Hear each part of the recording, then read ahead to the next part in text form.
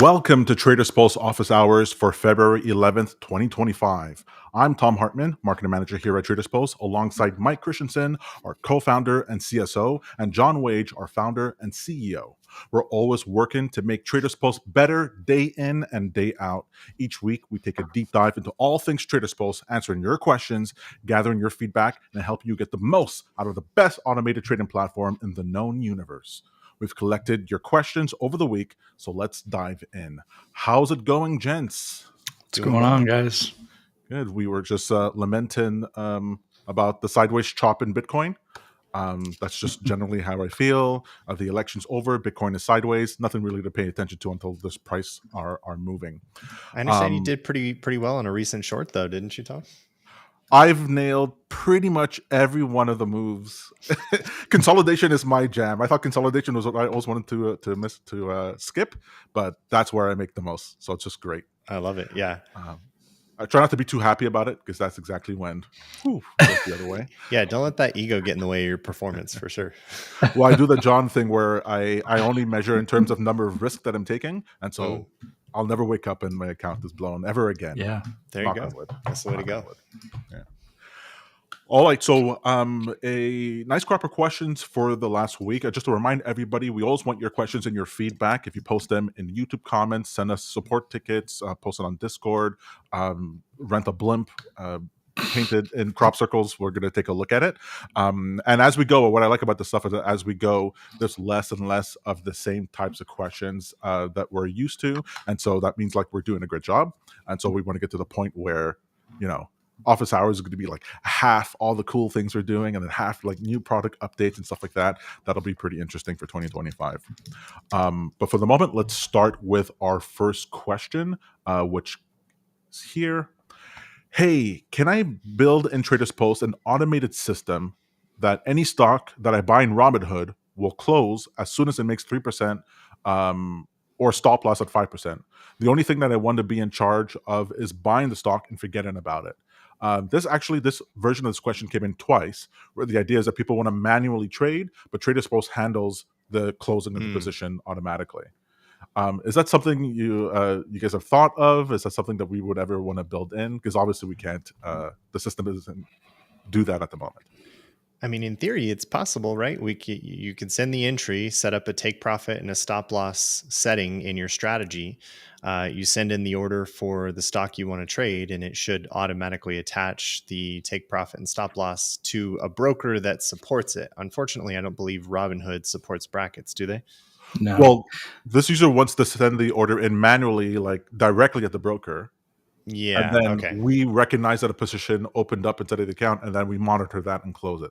Got it. He just wants to be able to press buy on the stocks that he wants. Yeah, that would be an interesting enhancement to what we think we might be able to do down the road. We're working on solutions at the moment where we can actually observe changes in the account in real time, trades that have been put on. But the objective there is really to make it possible to do more copy trading, to kind of share out your trading activity to other accounts, not necessarily suck it up and then apply rules to that trade. What are your thoughts, John? I think part of the issue is that I'm assuming he means 3% of P&L, not 3% movement. No, movement, I believe, is what he means. Yeah, your risk to reward's a little imbalanced there. You're risking 5% to make 3%. That doesn't make too much sense, but yeah. There's no way to do it. There's no way to do it right now for sure, other than you manually calculating a stop loss that would give you a 3% loss, and then just put in a stop order with that price as the stop price. There's no way to like automatically have Traders supposed to do that for you. Well, right now, if I just sent, let's say I had no positions open in my account and I sent a limit order to exit, it'll reject it saying that there's no open position, right? Mm-hmm. But if that check wasn't happening, could I send a bunch of limit orders at like, psychological prices? And then whenever I'm manually trading, those limit orders would automatically fire at some point if a trade did exist? Or is it impossible for a limit order to be pending at the broker without an open position for the same ticker? Well, you wouldn't. It wouldn't be a limit order. It would be a stop order for a stop loss. A limit order would just fill instantly if the price is below where the current price is. Oh, fair enough. Yes. I think if I have that right. Yeah, that's right. Yeah, so you would want it to be Stop or yeah stop. stop order. But I don't know if you did have a bunch of limit orders open, those would all take your buying. It would lock up your buying power too. Oh, Because right. if there's no open position, then the broker assumes that that's an entry order, and it would use your buying power while that order is open. And brokers have different rules about how they calculate how much buying power it'll take. Um, I can't remember exactly the details, but it's like there's some formula where it's like the current ask or bid price with like a 5% padding on it, and that's how much of the buying power it takes up. So I mean, you'd eventually run up out of buying power if you had those limit orders just sitting there open, and then you wouldn't, potentially be able to place market orders because you'd have no buying power available. Fair enough. What I find interesting about questions like this is that I remember I asked Mike at one point, "Hey, we're just going to run out of questions for office hours." He's like, "Tom, we're never going to run out of No. questions for office hours." People come up with all kinds of interesting things. Some we can do, some we can't do, and it'll never end. And sure enough, every week there's always these crop of questions where like, I never thought about that. We're not even going to be able to go over all the different prop firm features that people would want, much less all the stuff where people go, "Can you take the risk out of my hands? I'm not I can't control my emotions. I need you to have a whole set of features that prevent me from doing certain things or whatever." And other people go, "Can we take the training wheels off this thing? Can we take the limiter off of this? I really want to go as fast as I can, as hard as I can, as quickly as I can." It's so crazy. Yeah, the permutations of the ways that people can trade is literally infinite. And it's honestly one of the challenges of building Trader's Post is like everybody's got some unique thing that they do. And it's tough to say no to those things because obviously it's important to that one customer, but we can't add hundreds of individual features that just one customer uses. Right. So determining which ones are the features that like 80% of the customers are going to use is the hard part when you're building a product like Trader's Post. Fair enough.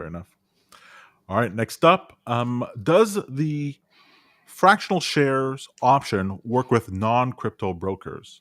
I thought this question was no, but then it turns out some brokers do offer Some brokers do. fractional That's shares. that's actually what the feature specifically for. It's really not relevant to crypto, as all crypto trades are effectively fractional. You don't trade in one Bitcoin at a time. You can trade 0.00003 Bitcoin or some other fraction. So fractional trades are always possible in crypto. The world of traditional finance, though, only introduced the idea of fractional shares, I think 7 or 8 years ago. It wasn't that long ago. And so there are rules with each broker that allow certain types of fractional trades to be submitted. Sometimes it has to be done in a certain dollar increment as well. Otherwise, it won't accept those fractional trades. So it's not as precise as crypto is, where you can, down to the eighth decimal submit exactly how much crypto you want, but it is possible. You just have to check the rules with your broker. We ran into this recently, didn't we, John, with Tasty Trade, where they had some rules about whether you could use fractional shares or not for more than one share. It turns out you can only submit an order for fractional if it's less than one share. Otherwise, you can't do I can't do 3.27 shares if I wanted to, create some small portfolio on a percentage basis. I can only do 0.56 shares, for example. Anything above one share actually gets rejected by the broker. So do their homework on what your broker actually supports before enabling that feature for stocks. Yeah, and we have on our connections page on the website, there's a row for fractional quantity. So Alpaca is probably the most robust implementation of fractional quantity support. They support it with stocks and crypto, obviously.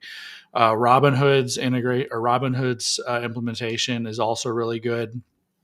They support fractional, and then obviously Coinbase, Tasty Trade with the limitations that Mike just explained, and then Bybit, Kraken, and Binance all support fractional. And then the other interesting thing is that it can be per symbol as well. Only certain tickers within the brokerage may support fractional. We don't have any data that shows you which tickers support fractional, so you'd have to figure out how to look that up on the brokerage side.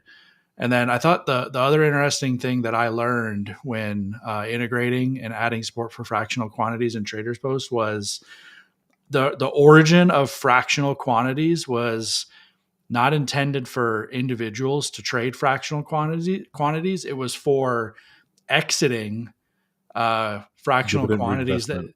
that, when you receive a dividend and you get a partial quantity, you have to have a way to like exit that and liquidate the position entirely. So these brokers added support for basically selling fractional quantities first. And if you had 20.5 shares, you'd have to do one order for 0.5 to get it to an even amount, and then you could sell the remaining 20 to basically fully liquidate your position. So I think that's like the origin of some of the weirdness in Tasty Trade, probably. As more demand for actually trading fractional quantities grew, it expanded, and now you can actually just trade in and out. There are also other limitations, like you can only do market orders, limit orders can't be fractional quantities.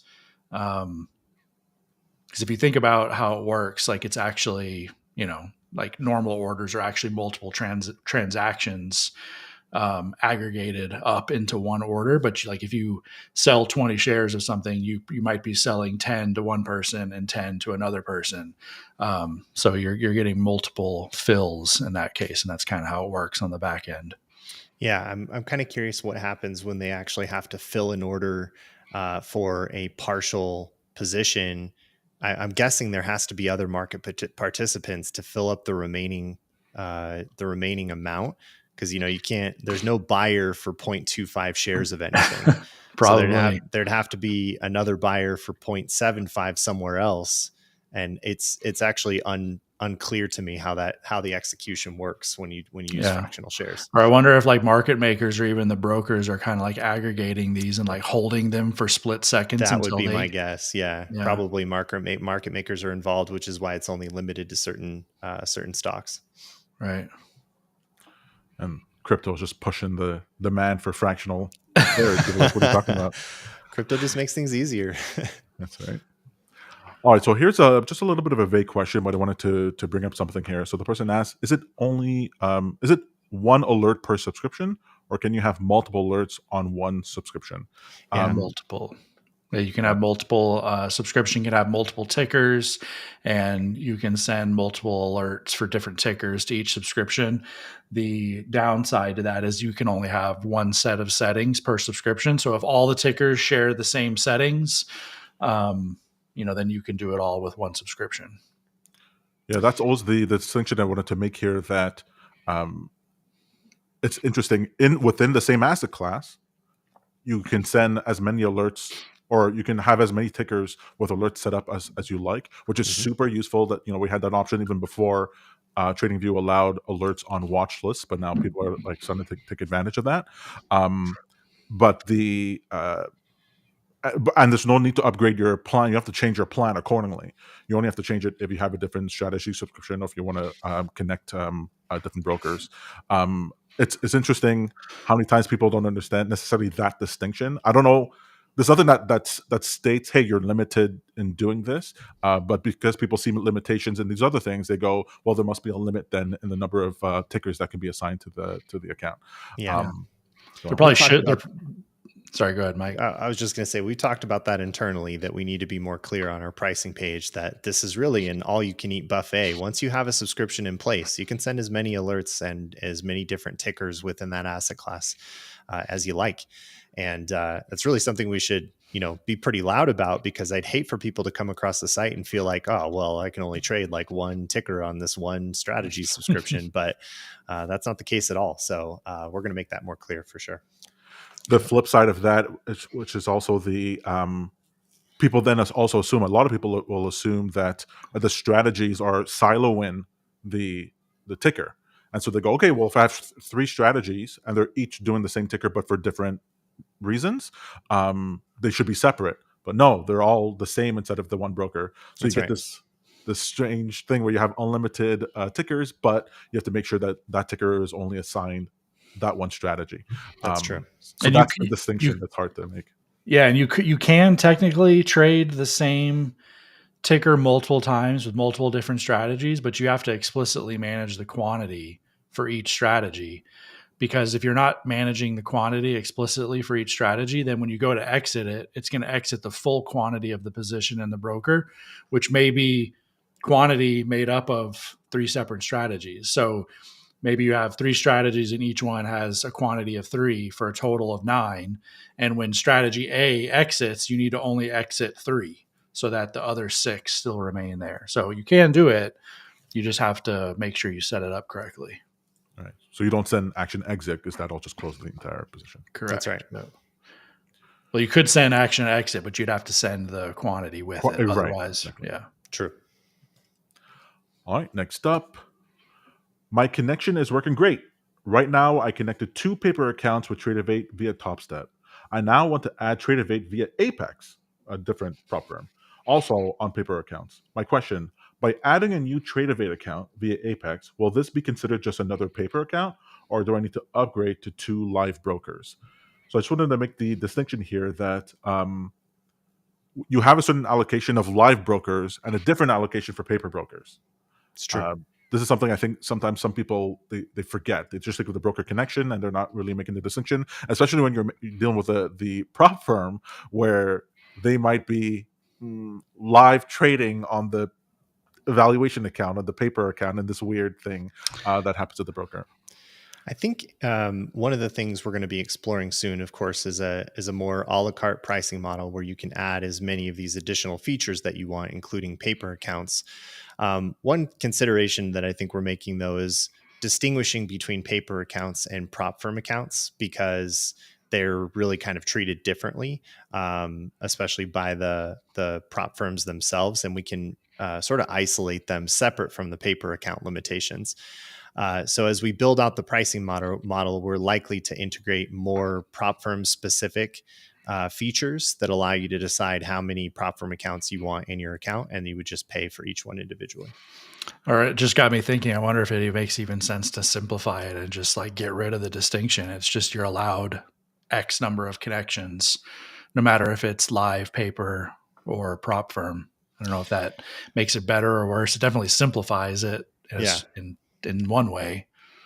It would. I guess it would allow people to decide whether they care about having more paper or prop firm accounts or live accounts, and they can decide how many of each that they want to use, and we just bring it all together. I suppose that's something we can consider. What do you guys think? Do you think, in general, in the comments here, let us know. If you're interested in basically just adding as many accounts as you want. Do you care what kind they are? Maybe we will just simplify it.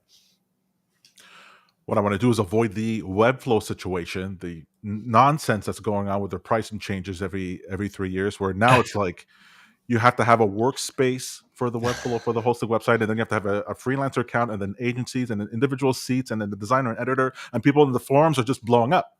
Yeah. And I know that Cam's not going to want to deal with. We definitely don't want to make it more complex. We want to make it to where it's more flexible. That's our main goal, that you start with a basic plan or a starter plan, and you can basically just add the things that are necessary to get your account to a state that works for you. We have people who do this all the time, where they want, they've reached the limitation of their pro plan, and they still want more. And we want to be able to provide that flexibility. So we're going to figure out a way to make it really easy to understand and not create like tiers and layers and user costs and all this extra stuff. So, well, along the same lines for flexibility, this person's asking, is it possible to connect 2 TradeVate accounts?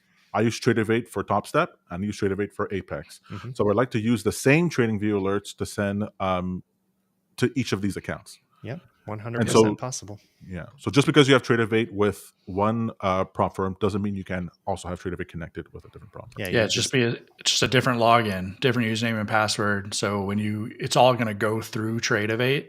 So you're going to choose TradeAvate as the connection, no matter if it's Apex or Top Step, but then just enter in the different username and password for the account, and it'll connect it.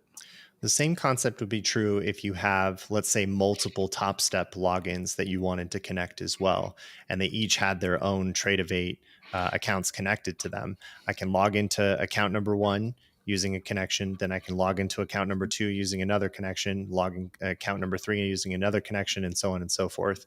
And in many cases, you might have multiple accounts within those logins, and those can all be added individually as well.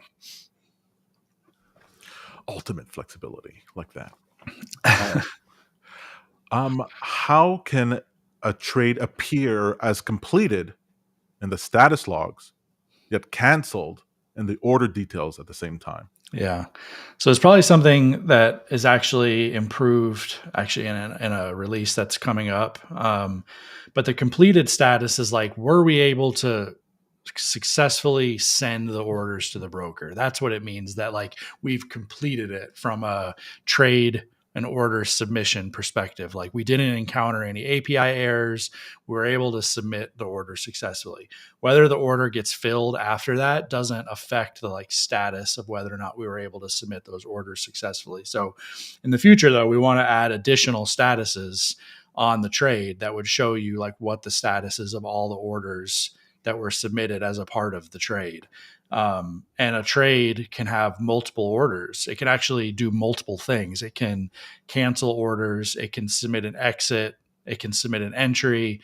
And in the future, a trade may be able to submit many entry orders as a part of a single signal. So like you could say, I want to buy Tesla at these 5 different prices, and the trade actually submits 5 separate limit orders.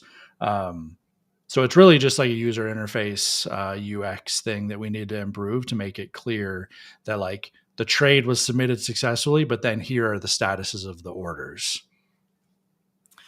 And that was a fun thing for me to discover, that the status of the trade is dynamic. It could change because you send the buy order in, maybe it has like a take profit stop loss associated with it. Later on you send in a sell, and then we do this cleanup where we close out those positions, but then some of these orders that are pending get canceled as well. And so it's like, oh no, we submitted this properly to the broker, but then your other order canceled it later on, but you didn't make that request. It's a pretty interesting. Once we explain it to the few people who need that clarification, they go, oh yeah, I guess that is the way I would want it to work. Right. I wouldn't want to have these orders just hanging around pending. So it makes sense to do it that way. And that's exactly why we added that feature, was like you have limit orders, but then you get the sell, but that limit order never filled. So do you want that limit order to just stay open? And the sell order sees that limit order is still open and it never filled. And the sell is intended to exit the open position that the limit order would have created. So instead of exiting the open position, it cancels that limit order. This, by the way, folks, if you're watching, is like, when you get the bug in your head, you go, well, maybe I should just build something on my own that does this connects to my broker crypto exchange on my own. And then you think to yourself, there are 1,000 cases you have to deal with all kinds of different things where you have to make sure that you've thought through all these different scenarios. And speaking as somebody who tried that himself and decided never again, a product like Traders Post becomes invaluable, because not only are, John and Mike and everybody else is just sitting around all day thinking about how do you break the system and then make it better. You don't want to be dealing with that. And so I get a little bit heated sometimes when people go, well, is it worth the price? It absolutely is worth the price. And you can go find that out by trying, build it yourself for $5,000, $10,000 and then come back later on. It's funny. I think like building software is like really easy for the 99% happy path, like the everything went correctly path. And a lot of times when people build software, they don't think about like, well, what happens when the things you expect to work don't work? Like what happens when I make an API call to the broker and the broker is just like, no, not right now. Mm-hmm. Like most people don't think through that stuff. And that's the hardest part to think through. And it's also hard to test because it's hard to simulate failure scenarios. Right. But that's something that we've spent a lot of time thinking about, is like, what happens when the broker fails? How do we alert customers when things fail? How do we retry? and there's still a lot of opportunities to improve things even still. We do have like retry mechanisms for when API calls fail, multiple levels of retries. But we only retry basically API calls where we're requesting information, when we're reading information from the broker, but we don't yet retry things when we're creating orders. And it's for obvious reasons. Like you don't want to, there could be a scenario where you try to create an order in the broker actually responds back saying that it wasn't successful, but it actually was. And you have to build a mechanism to make sure that if you get a failure back, that when you retry that create order, it doesn't then end up creating a second version of the same order. And some brokers support what you need in order to accomplish that, and some brokers don't. But that's a feature enhancement that I definitely want to add in the future, is the ability to retry order creation calls.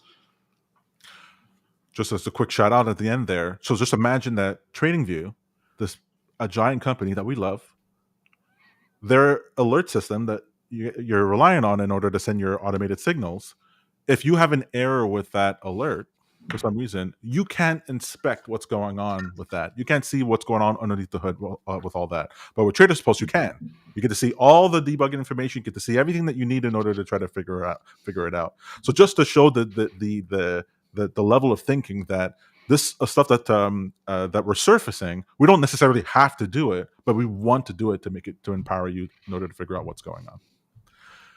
All right, next up, can you guys please add VIX options to the platform? That's a good one. So that's index options, right? VIX Index is options. just an index. Yeah. Yep. Yeah. So is there like a technical reason why we don't have index options? They're just another asset class. So like, it's not like brokers separate asset classes. You know, you have equities, you have crypto, Forex, futures, stock and ETF options, and it's different. Then you have index options, and they're completely different asset classes, different API endpoints for creating potentially different API endpoints. If not a different endpoint, it's like a different payload, because it's different symbols, different asset class. So we just don't have the index option asset class supported. And I think there's a missing data piece. We have a database of all of the stocks and ETFs, but we don't have a database of all of the indexes. So we would need that data. We would need to add the index option asset class. And then once we have like the index option asset class supported at like a framework level within Traders Post, then we would need to integrate that asset class with all the brokers that do support it. And the same goes for futures options. It's a different asset class. Fetching the option chain or the options data for a futures contract versus an ETF or a stock versus an index would be a Ventura trader says looks cold at Wage's house. It's a little chilly. That's why I always got my hat on. But anyway, so I want to add it. It gets requested from time to time, but it's not like something that like, again, going back to what I was saying before, like I'm not sure it's something that like 80% of Traders Post customers need. But I think we do want to add on the list. For a while, we got a lot of people asking for SPX options, which is another type of stock index options. And we would just redirect to just trading SPY options, which is an ETF that's fully supported. Many people felt pretty good about that, except there's some people who take a more nuanced approach to trading options, and they felt better about their performance with SPX versus SPY. The contract structure is a little bit different. That said, this is the first request I've seen for VIX options, which is a great request, certainly on par with what we would want to support. So we'll add it to the list to consider in an upcoming roadmap envisioning that we do internally. So maybe you guys could help me understand, like there are VIX ETFs, like derivatives based off of the VIX index. So you could, I just looked it up, like ProShares has VIXY, VIXM, UVXY, SVXY. So there are options available on those ETFs. Mm-hmm. So what is it I'm sure people have their reasoning why they want the index versus the ETF, but what is the benefit or the pros or cons versus one or the other? The contract terms are just different in terms of the payout structure and the premiums. So, oftentimes with index options versus ETF options, the volatility could be completely different. The profile is different. So it's sometimes for many options traders, they're just more interested in trading the index option directly because it just has a better risk reward profile to them. That said, like even the expiration dates are different. I think with VIX, however, VIX options, that allows a little more granular control over directionality as well. But yeah, I mean, there's of course the ETF alternatives, but I think the indexes are slightly different.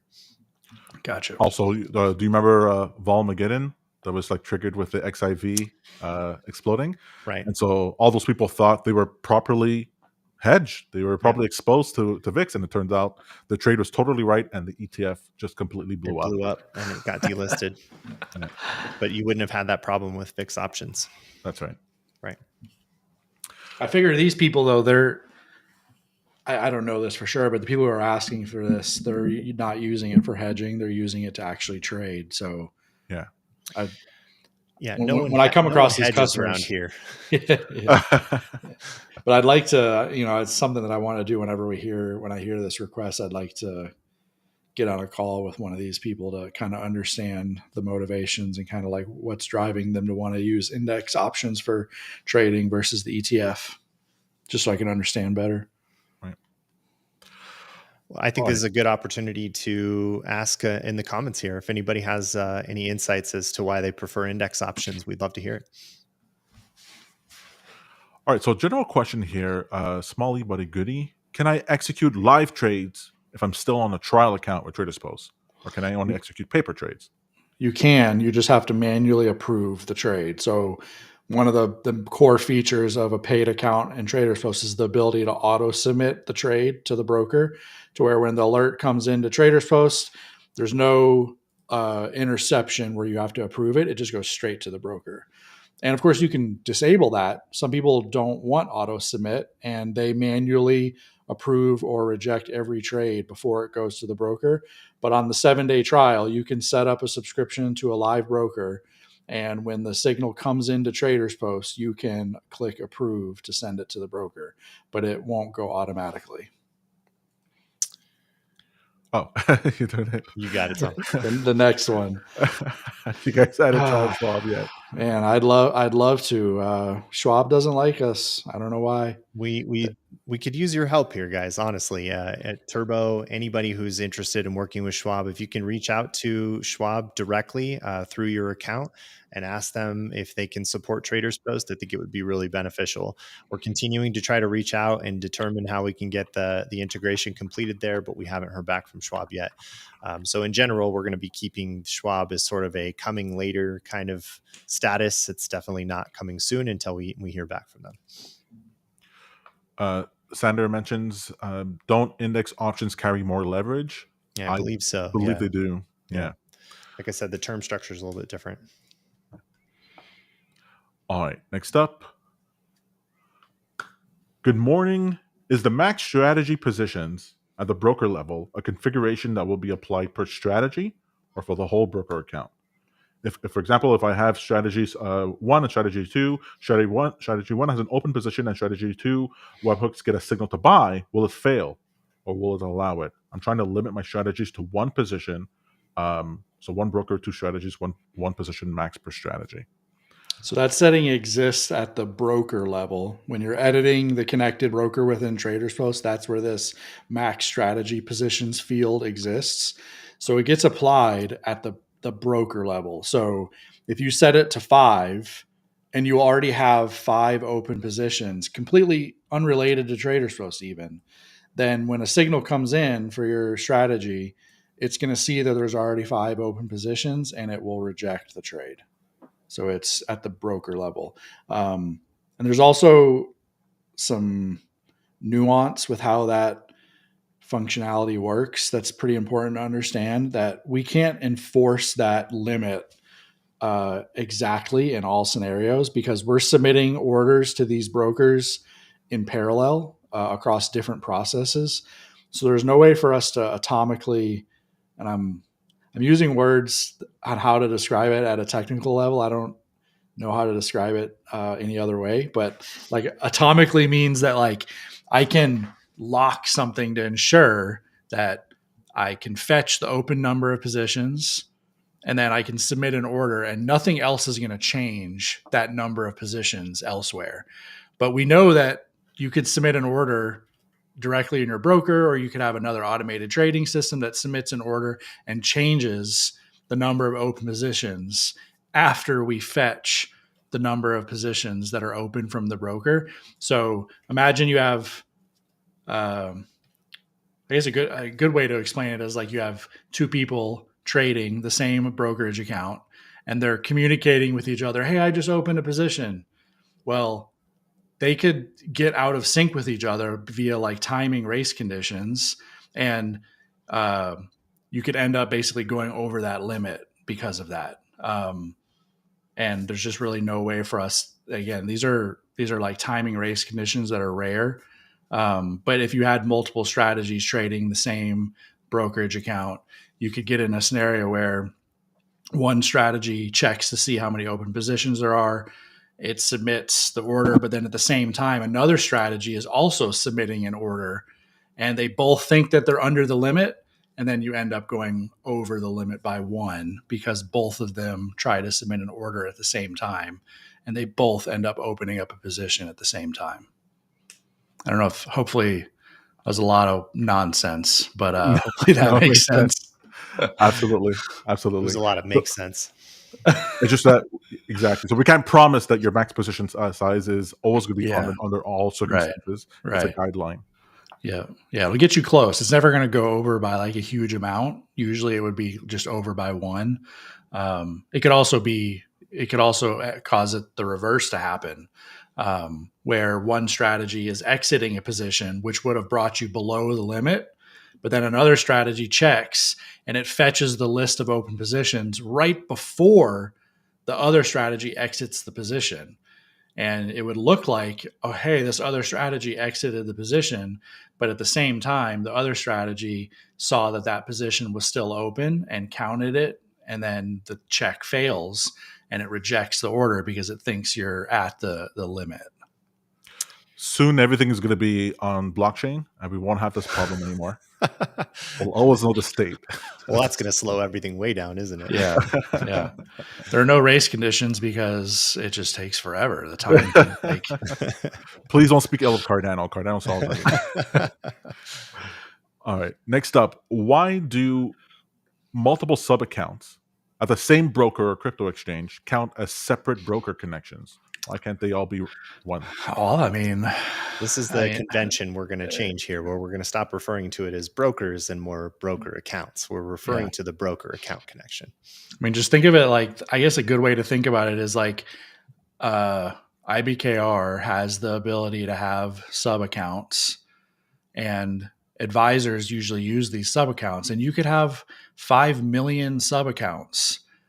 Does that mean that an IBKR customer that's managing 5 million sub accounts would get to use Traders Post for that one fee?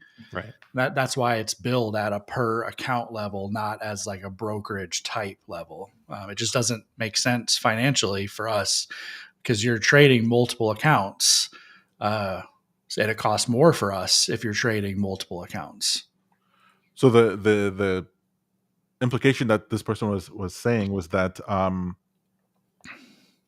why isn't the fee based on the amount that I'm trading? So they're like, well, if I have 3 sub accounts, I'm connecting them, but I'm just doing a total of 30 trades per month. But I have one account, I'm doing 30 trades there. What's the difference for us? We could have built it that way. I mean, there are other people who've modeled their business that way, where it's based on the number of signals, and it's just a trade-off. I mean, some people prefer the way we have it set up because we don't have any limits on the number of trades. That's right. Where other systems, you get 100 trades per month. So I think it's like you're never going to please everyone. There's always going to be scenarios that someone wants to do that doesn't want to fit within our billing model. But then, if you go to one of the competitors where it is based off of the number of signals, there are going to be people where it doesn't fit in that model because they're trading thousands of orders per month. So maybe there's an opportunity for us to improve that with the a la carte billing. Maybe, but it's something that we'll definitely consider and try to improve, because we want to try to handle as many use cases as possible in the most intuitive way possible, for sure. Well, that's why I wanted you to bring that up, that some other systems do limit you number of trades, because I can imagine just hell breaking loose if that was what we decided to change to. People are like, what are you talking about? Because the freedom that you get for that versus, and when you're setting up a sub account, like, the implication is that you're setting up a new silo with a new strategy, a new idea. Like, why else would you be separated in that way? And so it makes total sense down that there's something that needs to be paired with that account. Plus the broker connection, it's not like there's a gradient here, right? So if you have a plan that allows you to have 5 different broker connections, fine, use one of those broker connections for your sub account. And if you're really hitting up to the limit, okay, then you need to change it. We really see this difference with the prop firms, where some people will be like, okay, your maximum number of broker account connections is like too little for me. Can I have an extra 10? Can I double the amount that's there? Like, yeah, these broker accounts are valuable and do actually cost money. Yep. Just wanted to call out this comment here from Turbo. I wouldn't consider a limited trade platform. I think you guys have it right. We think we do too. I think the account level cost is the right way to think about it, and giving you guys as much unlimited trading activity within there to your heart's content is the right play. Yep. We want to allow unlimited signals, but I want to point out too that there are going to be some changes coming soon. No one really runs up against these limits, but we're going to enforce some rate limits on webhooks in the future. But again, the limits are so high. It'll be 60 requests per minute and then 500 requests per hour. And these limits are so high. The only reason that they're there is to protect against people who make mistakes, where they accidentally code a strategy to they're not purposely doing it, but they have an infinite loop in their code that ends up sending the same buy signal over and over and over for forever. Mm-hmm. And those rate limits will protect against that to protect the health of the system and ensure that no one customer can accidentally degrade the performance of the system. And it's happened. Yeah. Adventure Trader says that's a lot. But we've had people who make mistakes. We've had customers who sent, we had one customer last Monday who set up a strategy on a watch list of crypto tickers on the 1 second chart. And it was basically just buy and sell every second, and it's like he was buying, but then the sell would try to execute before the buy was even done executing. So it would never work, even in the real world. Like, it just, that time frame is never going to work. Sounds like an accidental DDoS attack. It is in a lot of ways, and we've asked TradingView, like, I wish they would put more limits and controls.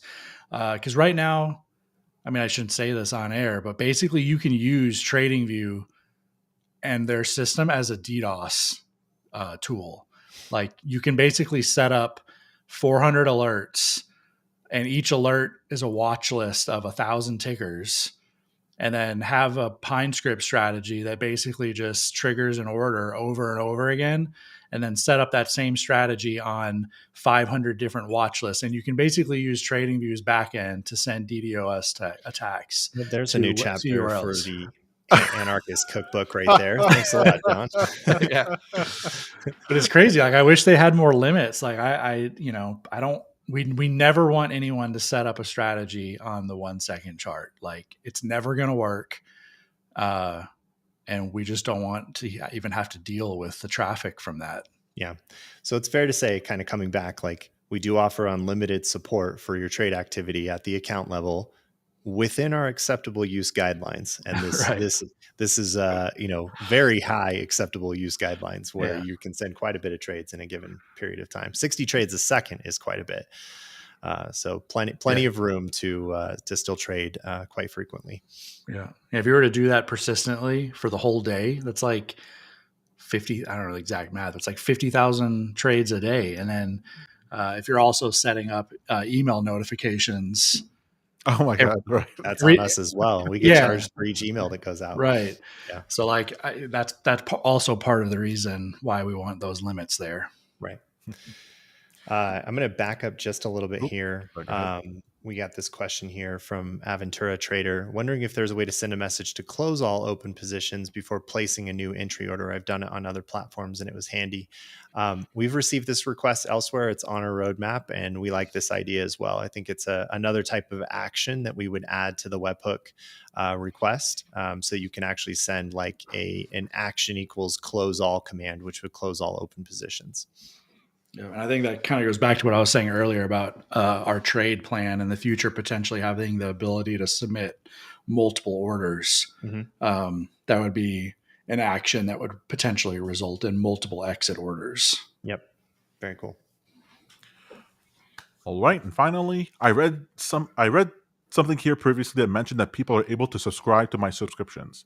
Does this mean my trades are publicly viewable on the website?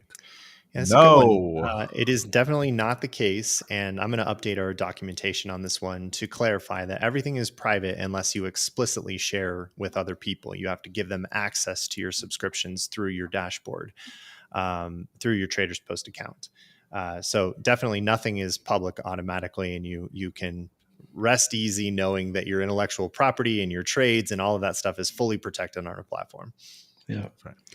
But in the future, if we do launch a strategy marketplace, it would be opt-in and you'd have the ability to say, like, I do want to make my strategy public. Right. And here's how much it costs. Here are the rules. And then other people will be able to find that strategy on Traders Post and then connect it to their broker with your approval. Oh, the glorious day. And One day. market One day. opens up. One day. We'll be there, hopefully. Excellent. All right. Well, that's it for the questions we've had for this week. We thank you very much for providing your questions and feedback. As you see, everyone here really cares about making Traders Post the best automated trading platform on this side of the Milky Way. We'll be back next Tuesday with even more questions and feedback with God's grace. And we thank you very much for joining us for this hour. Thank you very much, guys. See you guys. Cheers, everyone.